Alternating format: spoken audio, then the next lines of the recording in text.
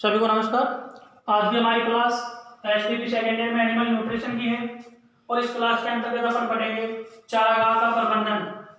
तो चारागाह का प्रबंधन करते समय निम्न बातों का ध्यान रखना चाहिए। सबसे पहले है चारागाह को कम से कम 2 भागों में बांट देना चाहिए। चाहे अपने पास 1 बीघे में चारा उगा रखा है, चाहे 10 बीघे में चारा उगा रखा है, तो कम से कम उस चारागाह को भूमि है जो चारागाह भूमि को 2 भागों में बांट देना चाहिए। दूसरा पॉइंट है चारागाह से समय समय पर खरपतवार हुए जहरीले पौधों को हटा देना चाहिए।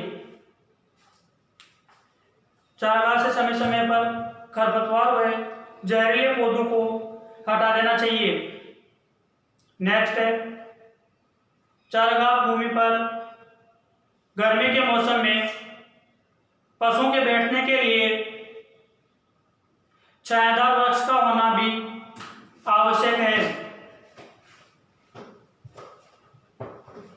यदि चारागाह भूमि पर वृक्ष नहीं है तो अस्थायी रूप से पशुओं के बैठने के लिए छाया की व्यवस्था करनी चाहिए।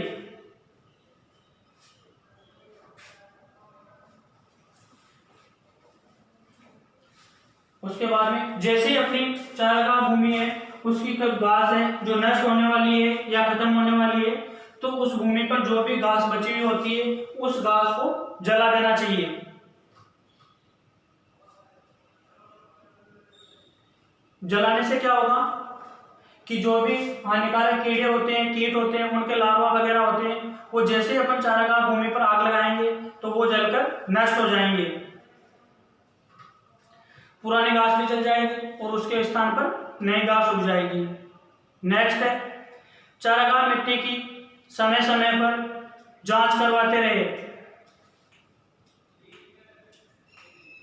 नेक्स्ट है चारागाह भूमि में मिनरल्स की कमी नहीं होनी चाहिए।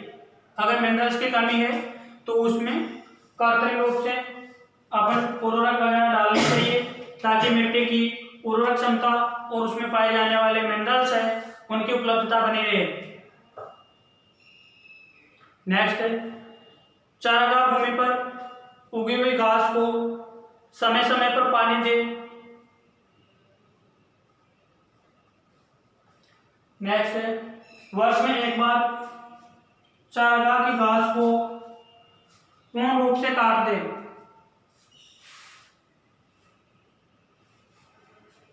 नेक्स्ट है चारागाह भूमि का पीएच 6.5 से 7 के मध्य होनी चाहिए। जो चारागाह भूमि होती है उसका पीएच मान 6.5 से 7 होना चाहिए। काफी इंपॉर्टेंट क्वेश्चन आपके चारागाह भूमि के लिए आवश्यक पीएच मान है 6.5 से 7। और ये चारागाह के प्रबंधन का लॉन्ग क्वेश्चन आता है, सीधा सीधा 5 नंबर का क्वेश्चन आएगा। चारागाह किसे कहते हैं, चारागाह कितने प्रकार का होता है, चारागाह प्रबंधन के लिए आवश्यक बिंदु लिखिए। तो ये आपके एक लॉन्ग क्वेश्चन आएगा, इसमें से आएगा तो, नहीं तो कुछ भी नहीं आएगा। नेक्स्ट चारागाह के लिए अच्छी गुणवत्ता वाली फलीदार व अफलीदार दोनों प्रकार की घास बोनी चाहिए।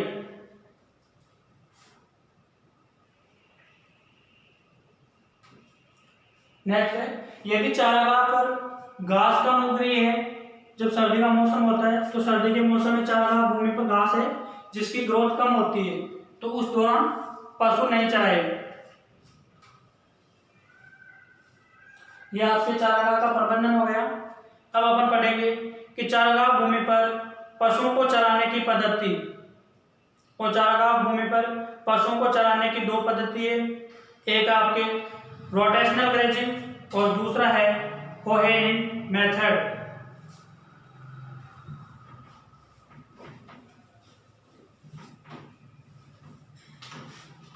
हेडिंग डालिए चारागाह भूमि पर पशुओं को चराने के सिद्धांत।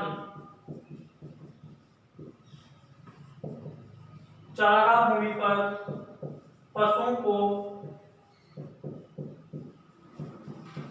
चराने की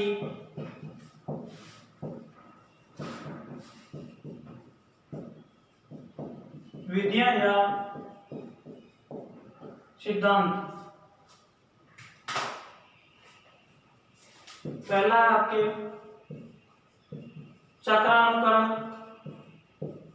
चराई और दूसरा है होहेनिंग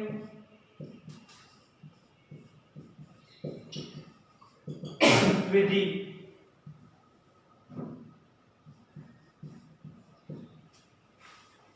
तो सबसे पहले हेडिंग डालिए इसमें चक्रानुक्रम चराई। चक्रानुक्रम चराई या रोटेशनल ग्रेजिंग।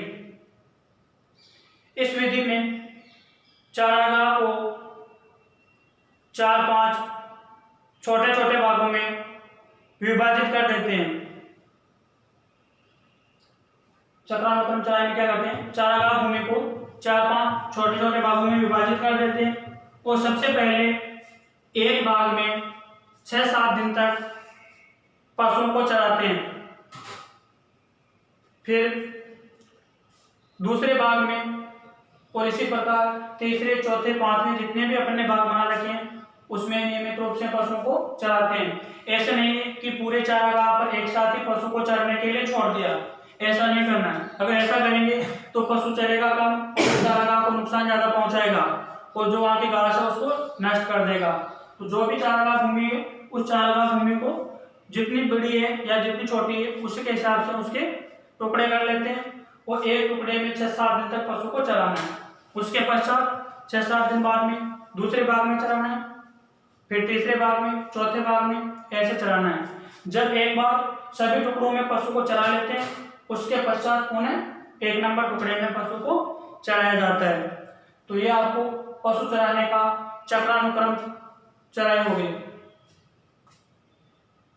इससे क्या होता है कि जो भी आपकी घास होती है उस घास को बढ़ने के लिए समय मिल जाता है और पशु के चरने से जो भी उसमें दांत वगैरह से या उसके एंजाइम वगैरह, लार वगैरह से जो भी उसमें जहर वगैरह होता है फसल के, वो जैसे अपन पानी देंगे या बरसात होगी तो उसे रुक के साफ हो जाएगी और ये फसल है जो अपनी ग्रोथ शुरू कर देगी। दूसरा आपके होहेनिंग विधि। चारागाह पर पशु चराने की सबसे उत्तम विधि है। चारागाह पर पशु चराने की उत्तम विधि है और इस विधि को सर्वप्रथम जर्मनी में लागू किया गया था। इस विधि को सर्वप्रथम जर्मनी में लागू किया गया था और इस विधि में पशुओं को 2 वर्गों में विभाजित किया गया है। एक तो है दूध देने वाले पशु और एक है युवा या ड्राई एनिमल जो दूध नहीं देते हैं। और इसमें भी चारागाह को 4-5 भागों में बांटा जाता है और 4-5 भागों में बांटने के पश्चात जो उत्तम क्वालिटी की घास होती है या जिस घास की जिस क्षेत्र की ज्यादा वृद्धि होती है उस घास पर दूध देने वाले पशुओं को चराया जाता है और दूसरी घास में अन्य पशुओं को चराया जाता है। अब जो दूध देने वाली गाय है उसको अपन ने चरा लिया उस चारागाह भूमि पर, उसके पश्चात जो अपनी सूखी गाय है, ड्राई एनिमल है, उनको और जो युवा पशु है उनको उस भूमि पर चराया जाता है। फ्रेश चारागाह पर उन पशुओं को नहीं चराया जाता है। यह आपके होहेनिंग विधि हो गई। अब आपके कि चारागाह भूमि पर उगाई जाने वाली आवश्यक घासें। चारागाह भूमि पर उगाई जाने वाली आवश्यक घासें।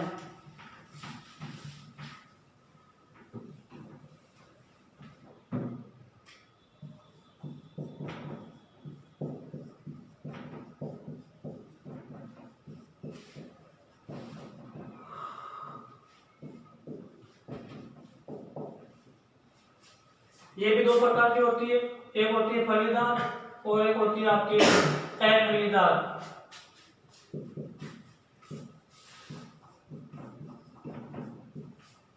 तो फलीदार में आपके है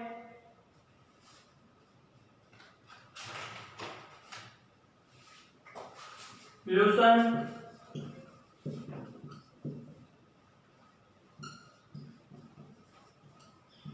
बरसीम, मटर,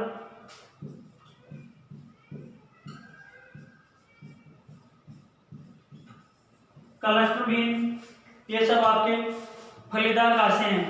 जैसे ज्वार,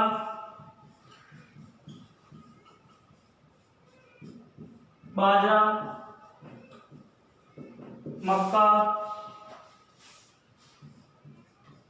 जई, ये चारागाह भूमि पर उगाई जाने वाली फलीदार घासें हैं। फलीदार में हो जाएगी आपकी अंजन घास, दूब घास,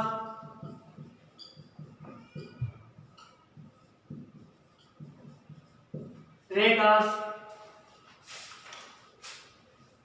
पलवान घास,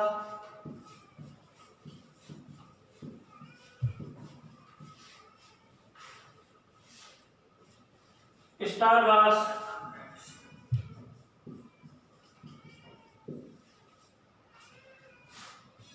ये सब है जो आपके फलीदार घासें हैं जो चारागाह भूमि पर उगाई जाती है। तो ये आपके जो चारागाह भूमि थी, चारागाह व उनका प्रबंधन था, ये चैप्टर यहाँ पे आपके कंप्लीट हो जाता है। और न्यूट्रिशन में अब आपके एक चैप्टर और बचा है जो आपको नेक्स्ट क्लास के अंतर्गत करा दिया जाएगा।